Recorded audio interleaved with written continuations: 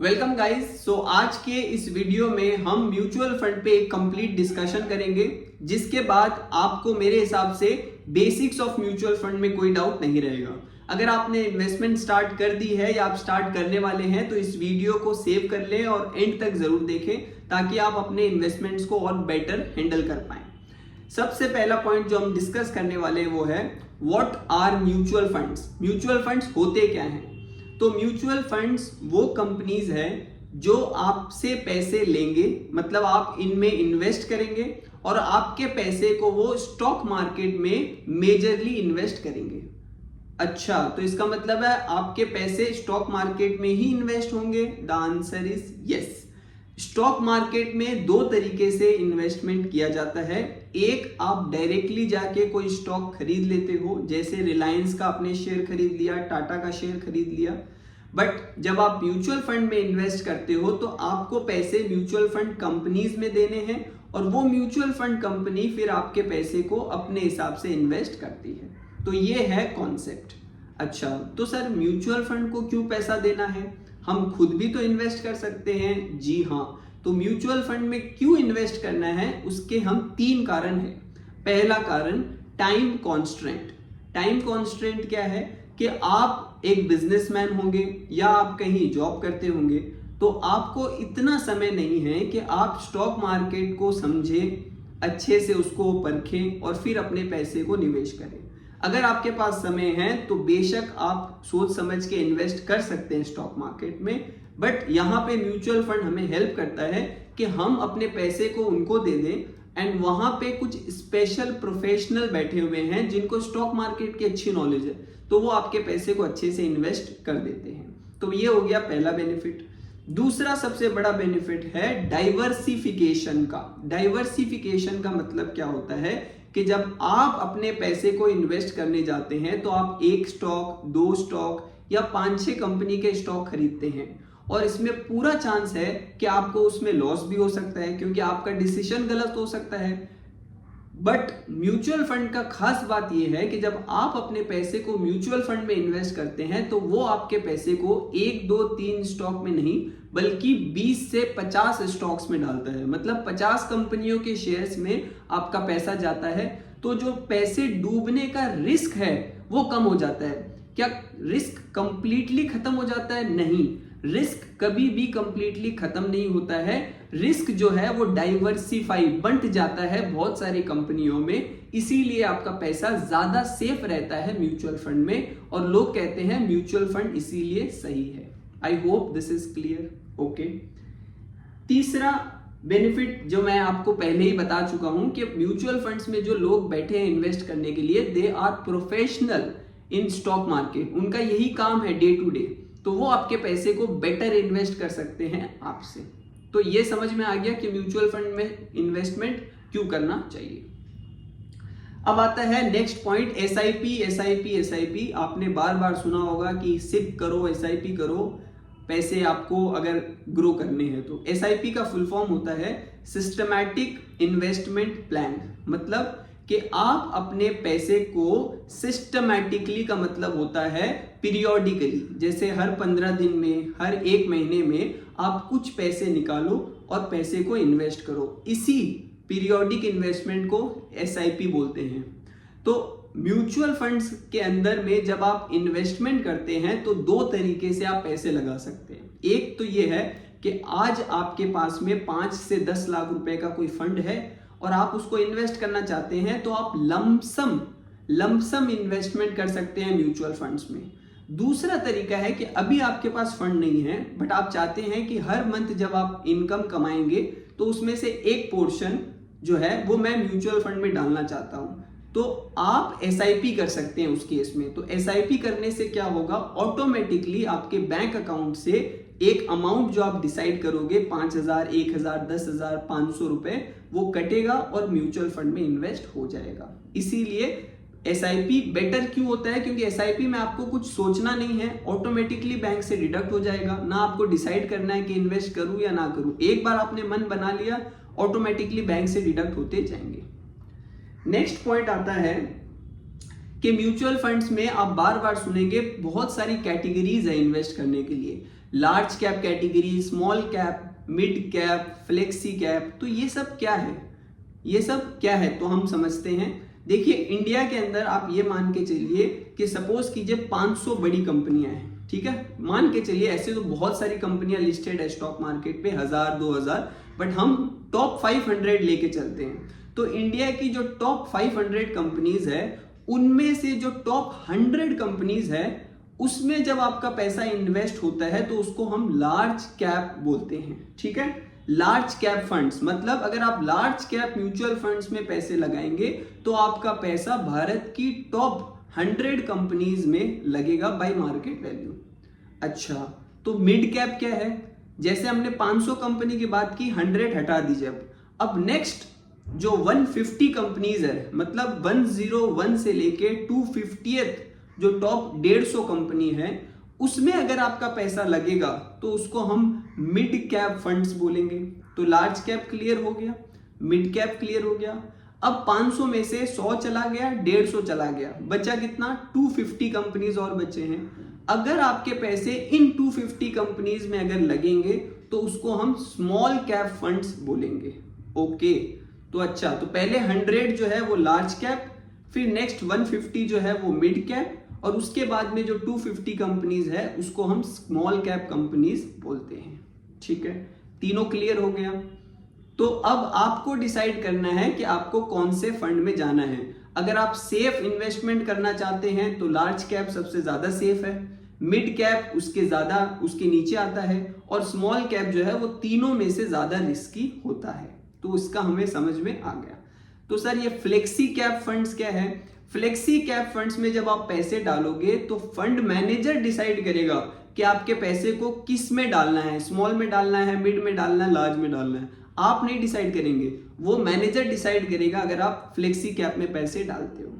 तो सर ये index funds क्या है? इंडेक्स फंड देखिए इंडिया में जैसे मैं बताता हूं 2 स्टॉक एक्सचेंज है, बॉम्बे स्टॉक एक्सचेंज, एक है national stock exchange. Bombay stock exchange पे बहुत सारी कंपनियां लिस्टेड है, उसको बीएससी बोलते हैं। तो उस बहुत सारी कंपनीज में जो टॉप 30 कंपनीज है जो बहुत ज्यादा एक्टिवली ट्रेडेड है, ठीक है, बॉम्बे स्टॉक एक्सचेंज में जो टॉप 30 कंपनीज है उसका एक इंडेक्स बना दिया गया है, मतलब एक बास्केट बना दिया गया है, उसको हम बोलते हैं सेंसेक्स। आपने वर्ड सुना होगा सेंसेक्स। तो सेंसेक्स के अंदर में 30 लार्जेस्ट कंपनी आती है जो बीएससी पे लिस्टेड है, ठीक है, ये एक इंडेक्स है। दूसरा है स्टॉक एक्सचेंज जिसको हम बोलते हैं नेशनल स्टॉक एक्सचेंज। तो नेशनल स्टॉक एक्सचेंज पे भी बहुत सारी कंपनीज लिस्टेड है, तो उसमें से जो टॉप 50 कंपनीज है उसका एक इंडेक्स बना दिया गया है जिसको हम बोलते हैं निफ्टी 50, ठीक है। तो भारत की जो टॉप 50 कंपनीज है जो नेशनल स्टॉक एक्सचेंज पे लिस्टेड है उसको हम बोलते हैं निफ्टी 50 इंडेक्स। तो अगर आपको इन 30 कंपनी सेंसेक्स या निफ्टी 50 में 50 कंपनी निफ्टी 50 में इन्वेस्ट करना है तो उसको हम इंडेक्स इन्वेस्टिंग बोलते हैं, मतलब आप एक इंडेक्स फंड में इन्वेस्ट कर रहे हो। ये सेफेस्ट माना जाता है by in comparison to other category. Small cap mid cap के कंपैरिजन में इंडेक्स फंड्स जो है वो ज्यादा सेफ माना जाता है। तो I hope this is clear.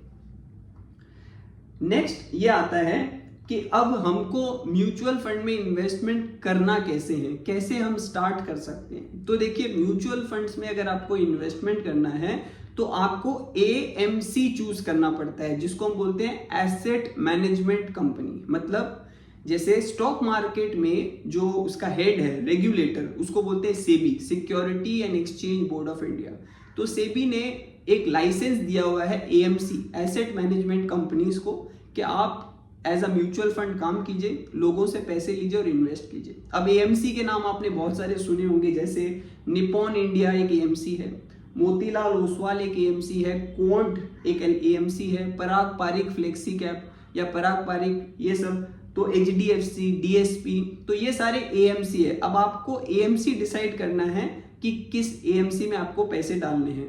जो भी एएमसी में आप पैसे डालोगे ना, जैसे फॉर एग्जांपल आपने एचडीएफसी चूज किया तो एचडीएफसी एएमसी के अंदर आपको लार्ज कैप भी मिल जाएंगे, मिड कैप भी मिल जाएंगे, स्मॉल कैप भी मिल जाएंगे। जैसे आपने निपॉन सेलेक्ट किया तो निपॉन इंडिया के अंदर लार्ज भी मिल जाएगा, मिड भी मिल जाएगा, स्मॉल कैप कैटेगरी भी मिल जाएगा। तो हर एएमसी के अंदर में हर कैटेगरी ऑफ फंड्स अवेलेबल है। ओके, अब आता है कि आपको म्यूचुअल फंड चूज कैसे करें, कैसे सेलेक्ट करें कि कौन सा म्यूचुअल फंड बेटर है कौन सा नहीं। तो देखिए 4 पॉइंट्स आपको ध्यान रखने हैं जिससे आप ये डिसाइड कर सकते हैं। सबसे पहले आता है एक्सपेंस रेशियो। ठीक है, एक्सपेंस रेशियो क्या है? देखिए जब आप म्यूचुअल फंड्स में इन्वेस्ट करते हो तो म्यूचुअल फंड्स आपके पैसे को इन्वेस्ट करता है, बट वो फ्री में तो करेगा नहीं, वो कुछ तो चार्जेस लेगा ना आपसे।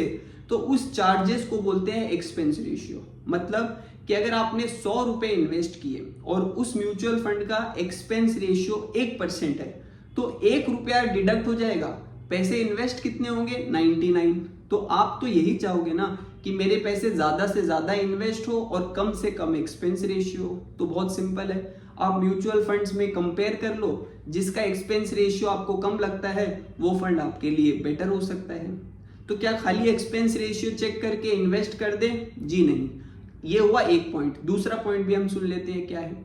दूसरा पॉइंट है पास्ट रिटर्न्स, मतलब पिछले सालों के आप रिटर्न्स चेक करो कि किसने कितने रिटर्न दिया है, क्योंकि जब भी आप पैसे इन्वेस्ट करोगे आप देखना चाहोगे ना कि उस फंड ने कैसा परफॉर्मेंस दिया है। तो म्यूचुअल फंड के अंदर रिटर्न का एक जो रिटर्न्स है उसको 2 तरीके से देखा जाता है। एक होता है CAGR which is compounded annual growth rate, दूसरा होता है XIRR, उसको हम बोलते हैं extended internal rate of return. तो 2 तरीके के रिटर्न आपको दिखेंगे, CAGR, XIRR।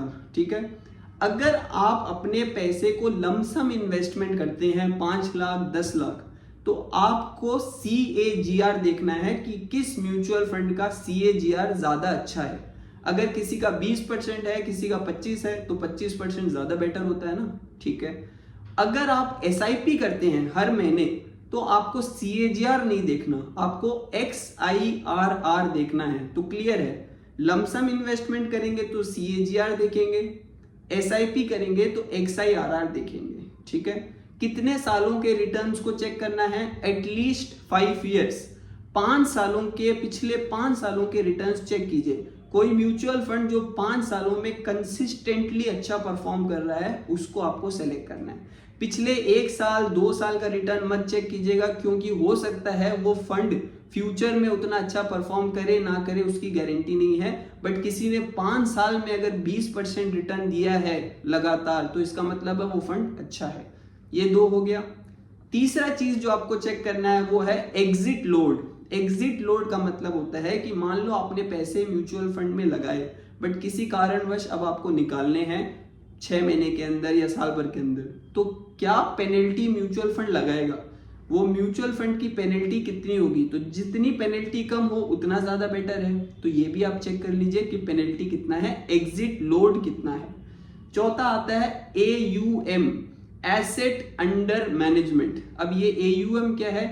किसी भी म्यूचुअल फंड के अंदर में कितना पैसा लोगों ने लगाया है, कितना पैसा लोगों ने लगाया है उसको AUM बोलते हैं, एसेट अंडर मैनेजमेंट। मतलब वो म्यूचुअल फंड कितना पैसा मैनेज कर रहा है। तो जितना ज्यादा AUM है इससे ये पता चलता है कि वो म्यूचुअल फंड बहुत एक्सपीरियंस्ड है और काफी लोग उस पर विश्वास करते हैं। तो आप उस हिसाब से भी डिसाइड कर सकते हैं कि कोई नया कंपनी अगर बना है तो उसका AUM चेक कर लो, उससे पता चल जाएगा कितना नया है। और कोई बहुत बड़ा एसेट मैनेजमेंट कंपनी है तो उसका फंड साइज भी बड़ा होगा। तो उस हिसाब से ये चारों चीजें, expense ratio, past return, exit load, AUM, इन चारों के कॉम्बिनेशंस को आपको देखना है और फिर डिसाइड करना है कौन सा म्यूचुअल फंड आपके लिए बेटर है। आई होप दिस इज क्लियर। अब एक चीज और इंपॉर्टेंट आपको समझना जरूरी होगा कि म्यूचुअल फंड में 2 तरीके से इन्वेस्ट किया जाता है। एक है कि आप खुद अपने पैसे खुद से ही डिसाइड करके इन्वेस्ट करो, जैसे आपने किसी भी थर्ड पार्टी का हेल्प नहीं लिया, या फिर एक और तरीका होता है कि आप थर्ड पार्टी डिस्ट्रीब्यूटर, बहुत सारे डिस्ट्रीब्यूटर्स हैं मार्केट में जो आपको हेल्प करेंगे कि आपको कौन सा फंड सेलेक्ट करना चाहिए। ठीक है, बट वो डिस्ट्रीब्यूटर ऑब्वियसली फ्री में तो करेंगे नहीं, तो वो आपसे कमीशन लेंगे, बट कमीशन आप नहीं देते हैं उनको डायरेक्टली, इनडायरेक्टली कमीशन उनको मिलता है। कैसे? देखिए, म्यूचुअल फंड में जब आप सेलेक्ट करने जाओगे, मान लीजिए आपको कोई स्मॉल कैप फंड सेलेक्ट करना है, तो आप देखोगे कि Nippon India small cap fund direct, एक ये नाम होगा, Nippon India small cap regular fund. तो एक होगा डायरेक्ट कैटेगरी, एक होगा रेगुलर कैटेगरी। अगर आप डायरेक्ट कैटेगरी में करते हैं, मतलब आप खुद से इन्वेस्ट करते हैं, तो कोई कमीशन आपका थर्ड पार्टी को नहीं जाएगा। बट अगर आप किसी थर्ड पार्टी का हेल्प लेते हैं और वो आपके पैसे को इन्वेस्ट करता है, तो वो हमेशा रेगुलर कैटेगरी सेलेक्ट करेगा, जिससे कि क्या होगा, उसको कमीशन मिलेगा म्यूचुअल फंड से। तो अगर आप खुद से इन्वेस्ट कर रहे हो तो हमेशा डायरेक्ट कैटेगरी सेलेक्ट करना है आपको। आई होप ये क्लियर है। ठीक है, अब आता है इसमें एक पॉइंट और जो इंपॉर्टेंट है, step up SIP. Step up का मतलब होता है जैसे हर साल महंगाई बढ़ती है, हर साल आपकी इनकम भी बढ़ती है, सैलरी बढ़ती है, इसी तरीके से आपको अपने एसआईपी को भी हर साल बढ़ाना चाहिए। इस हर साल बढ़ाने को बोलते हैं स्टेप अप और टॉप अप। स्टेप अप या टॉप अप। तो स्टेप अप एसआईपी आप 10%, 5%, 20%, 15% जितना चाहे कर सकते हैं, बट हर साल आप स्टेप अप जरूर करें। तो मान लीजिए अभी आपने 1000 रुपए की एसआईपी चालू की और आपने 10% का टॉप अप कर दिया, मतलब एक साल तक हर महीने 1000 डिडक्ट होगा, अगले साल से 10% बढ़ के 1100 रुपीज जो है इन्वेस्ट होंगे पर मंथ। तो ये आप डिसाइड कीजिए कितने का टॉप अप आपको करना है, बट जरूर कीजिए। कौन सा सॉफ्टवेयर बढ़िया रहेगा म्यूचुअल फंड स्टार्ट करने के लिए? आप ग्रो यूज कर सकते हैं, जेरोडा यूज कर सकते हैं, अपस्टॉक यूज कर सकते हैं, ईटी मनी यूज कर सकते हैं, आईएनडी मनी यूज कर सकते हैं। इन 5-6 में आप कोई सा भी डिसाइड कर सकते हैं। सभी एंजल वन भी आप कर सकते हैं। और मोबाइल में डाउनलोड कीजिए, अपना आधार पैन कार्ड से ऑथेंटिकेशन कीजिए और इन्वेस्टमेंट स्टार्ट कीजिए। बहुत सिंपल है। ठीक है, तो ये है एक बेसिक म्यूचुअल फंड का डिस्कशन जो कि इंपॉर्टेंट है, जो कि आपको होप समझ में आया होगा। हम आगे के वीडियोस में और म्यूचुअल फंड्स के डिटेल्ड जो टॉपिक्स है उस पे हम डिस्कशन करेंगे। कमेंट बॉक्स में बताइए आपको और किस चीज का वीडियो देखना है, ताकि मैं उसको एक्सप्लेन कर सकूं। और इस चैनल एड्यू होम टैक्स को फॉलो जरूर करें। Thank you.